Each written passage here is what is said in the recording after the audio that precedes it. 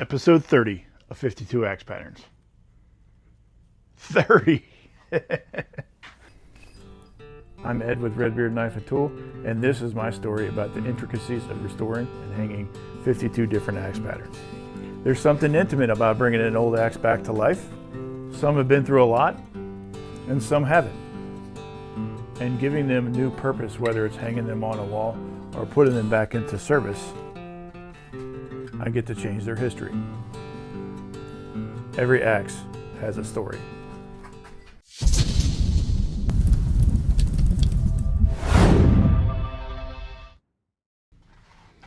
This is a Dayton pattern.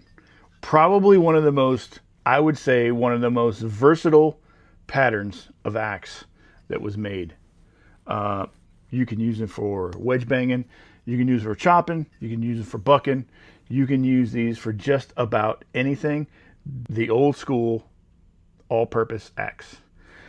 So this one is a 4-rib, if you see them, 4-rib true temper. It's got a little bit of black paint on it still, just a little bit. So that would tell me it was probably a flint edge, more than likely a flint edge.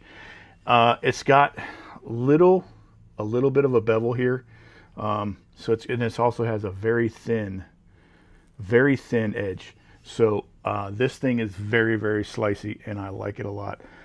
It's in really good shape. Very little mushrooming on the pole. You see that? Very little, and very little abuse on the back. So this is a great candidate for a Dayton pattern. It's a 3.5 pound. So what I want to do though, I'm going to put it on. We'll get to the stick later, but I'm going to chamfer this, and I'm going to show you how I do it. You see these ribs? I'm going to chamfer these. Someone already chamfered the ribs themselves, but I'm going to chamfer the actual eye to make sure that it's going to be easier to fit the handle. And I'm going to use, this is a cheap Amazon die grinder that I got for like 40 bucks. And it's awesome. And I have one of these double diamond checkered die grinding bits. And it's, you can see it's a little bit tapered. So yeah, it takes like 10 seconds. I used to do this with a file, take like 10 or 15 minutes. But with these, it makes really quick work, and it makes it super easy.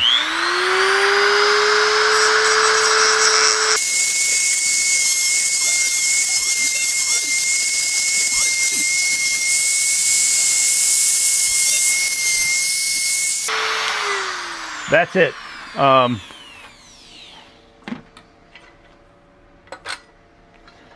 you can see the little sparkles. So I'm just going to run a piece of sandpaper, like 100 grit sandpaper, and to smooth all this out. And that's it.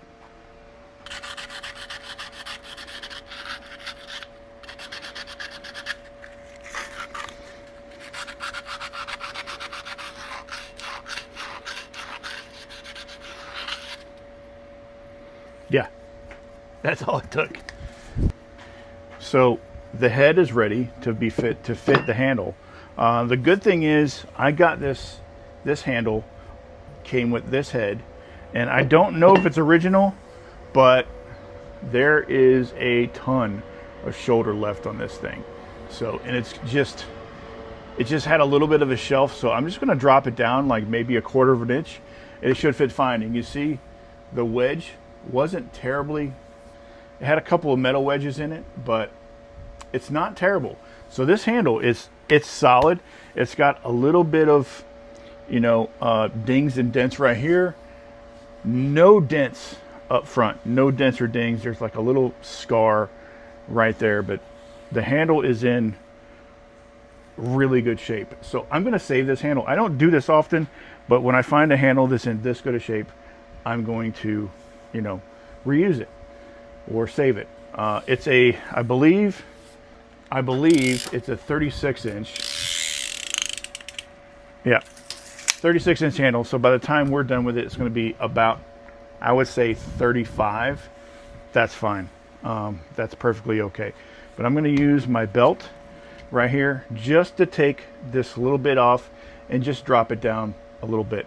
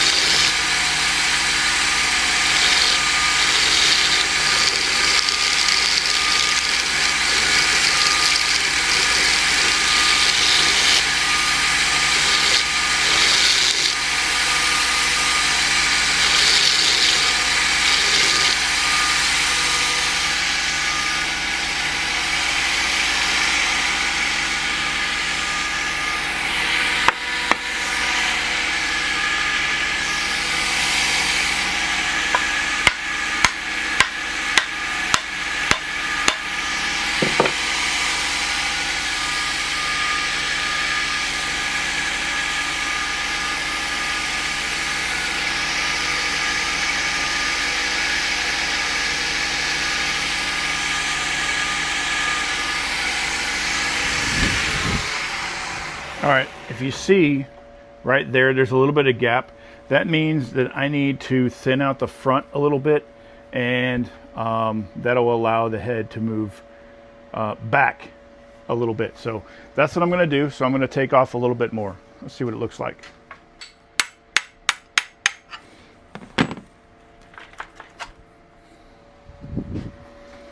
All right, you can see where we're getting pretty good compression right here.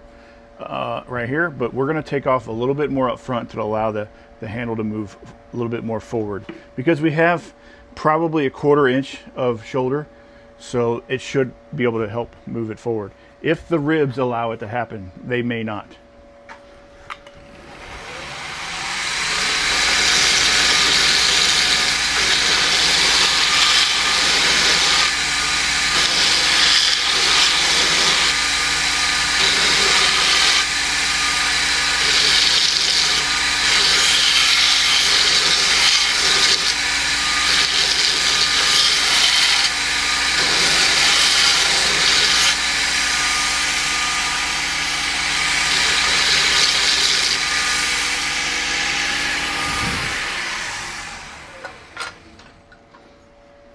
All right, let's see. Yeah, I don't know if it's going to happen. I don't know. I don't think the ribs are going to allow the head to the handle to move forward in the eye.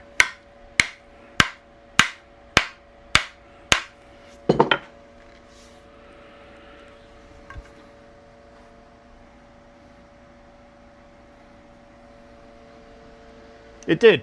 It did move forward a little bit. There's about maybe a 1/16 of an inch gap up here. I don't see any light. Oh, yep, I do see light. So I'm going to try it again. I'm going to try it again to see if I can get that handle to move a little bit more forward.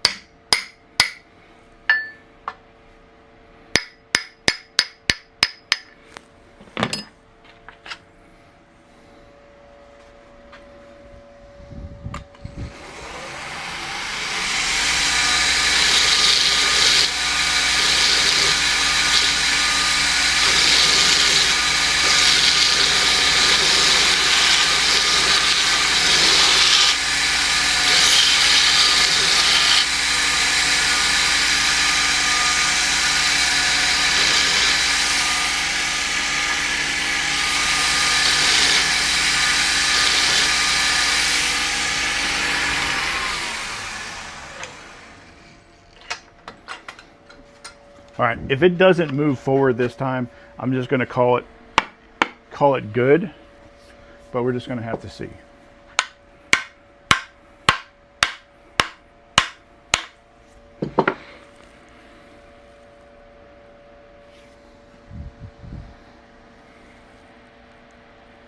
Yeah, I'm going to leave it right there. So now the handle is going to be about 35 inches. So yeah, it looks good. It looks good. I'm going to leave it right there, and I'm going to get a wedge made.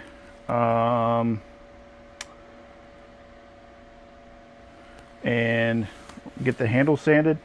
And we're gonna put a little bit of an edge on this guy too. Yeah, yeah. You can see we got really good compression, but once I sand it down with my palm sander, it's going to even all this color out, because I'm going to take a little bit of this patina off the handle so I can get the handle rehydrated. So I'm going to put this aside. We'll sand it after we get the edge done on it. And for right now, let's go ahead and get the edge put on it, and then we'll do the wedge. Sometimes I just don't know what I want to do next. It doesn't really matter as long as I get to the end without any heartache, right? So get this off, and let's see. So that's got like it's not a chip, but it's got a flat spot right there. So I'm going to start with 36 just to kind of get that flat spot off. Go to 80 or 60, then 80, then 120, and then I'll probably do 220 and then go to the conditioning belts and then the polishing belt. So we're going to blow through that. If you want grinding videos, I'll send you grinding videos, hours and hours of it if you want, but we're going to blow through this.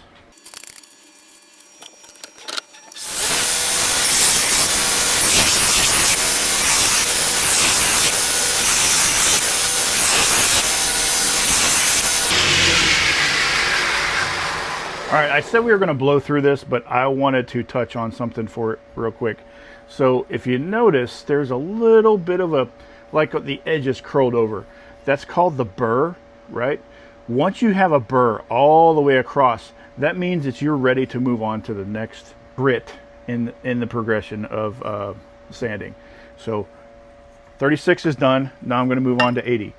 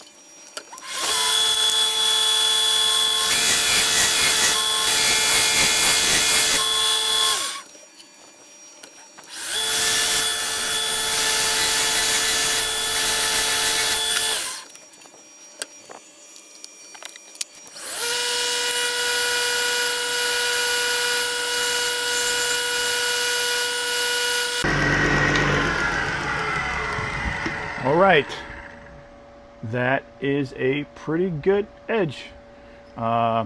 If you noticed, I held it back a little bit like this.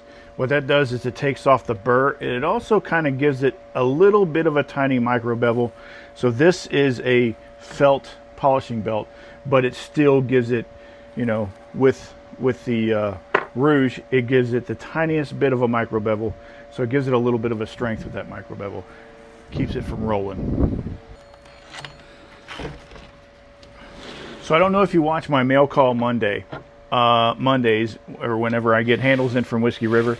I know I like to use the exotic wedges like the Purple Heart, the Osage Orange, Black Locust, like I used in the couple episodes ago with the Revenant. This is a poplar wedge, and I like to use poplar wedges on vintage handles, because if there's any little gappies, this is a softer wood, so if there's any gaps in the handle, this poplar is going to give and fill those gaps. So I'm going to use a poplar wedge for this vintage handle. Best thing for it, I highly suggest you use these for vintage handles if you're going to rehang them. It might help if I had the head to make the wedge. So I don't make the wedges, I just shape the ones I get. So that's what I'm going to do.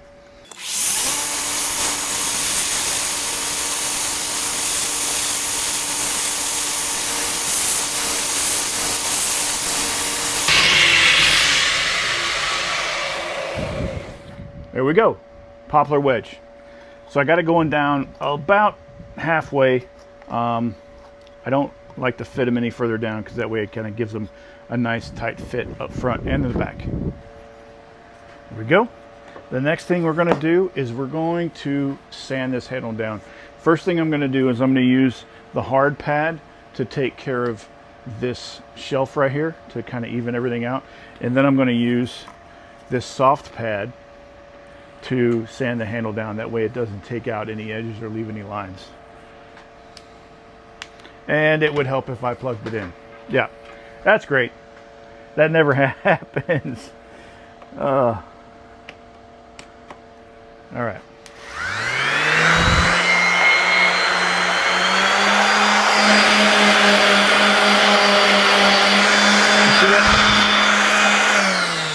See this line right here? That's the line that I want to take off. And then kind of like I almost got that taken care of here. I'm just going to kind of sand in an edge. That way if the head needs to come down any further, it doesn't leave a line on it or a shelf.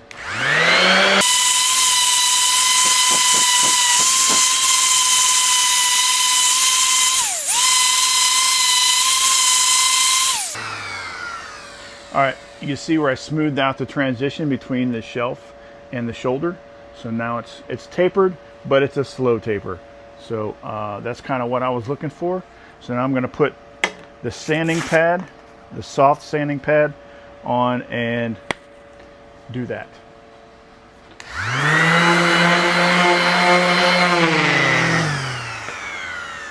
If you're going to use a sanding pad, use it on slow because it'll destroy itself if you let it.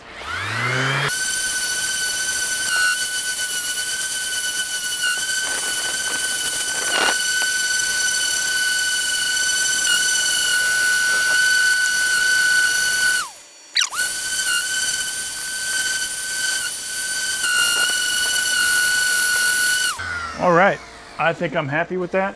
I'm going to clean this up a little bit. I didn't sand up here. The soft sanding pads kind of give it a little bit of a softer feel. So I'm going to make this transition a little softer.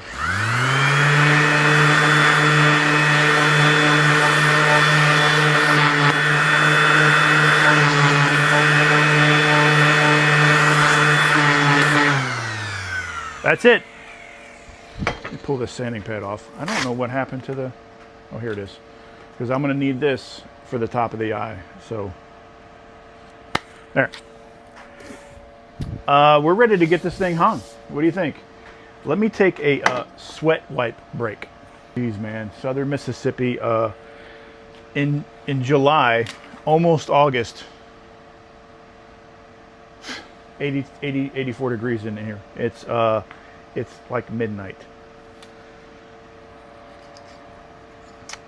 Yeah. Welcome to my world. All right, I'm gonna take it and dip this in walrus oil, polymerized linseed oil, just about, you know, that much. Let it drain. Try not to drop it and sink it. Yeah. Move this. And we're ready to seat the head on this thing. I love the fit on this handle. I actually like it a lot.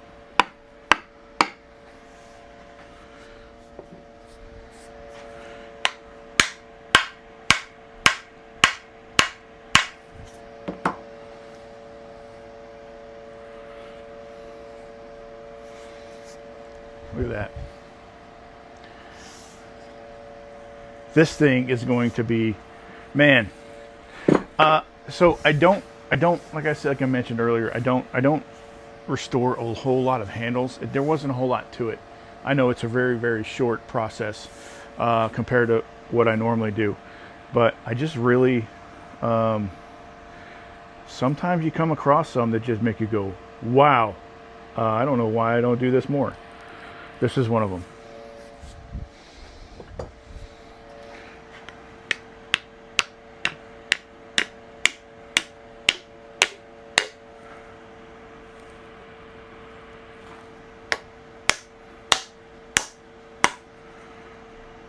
I think I'm going to have to thin this wedge out some. Let me pop it out Hopefully I don't.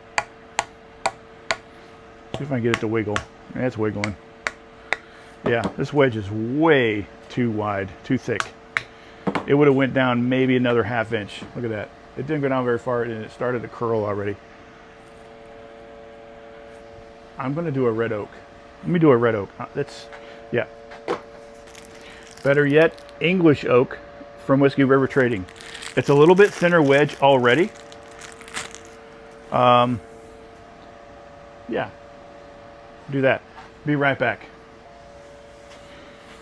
So I don't know where I lost you, but I just finished hanging this thing, got it oiled up, and yeah, it looks pretty doggone amazing. Let me get it wiped off, and I'll be right back. All right, episode 30 of 52 Axe Patterns is in the books with this gorgeous paper label Flint Edge Dayton. 4 ribs, late 60s to late 70s on this saved and preserved vintage handle that it came with. I popped it off, and the handle was still in pretty good shape. The tongue was in great shape, and we got that Whiskey River English oak wedge in it. Yeah, I'm pretty happy how this axe turned out. The handle ended up to be about 35 inches, which is cool. It's great. One of the most versatile axe heads ever.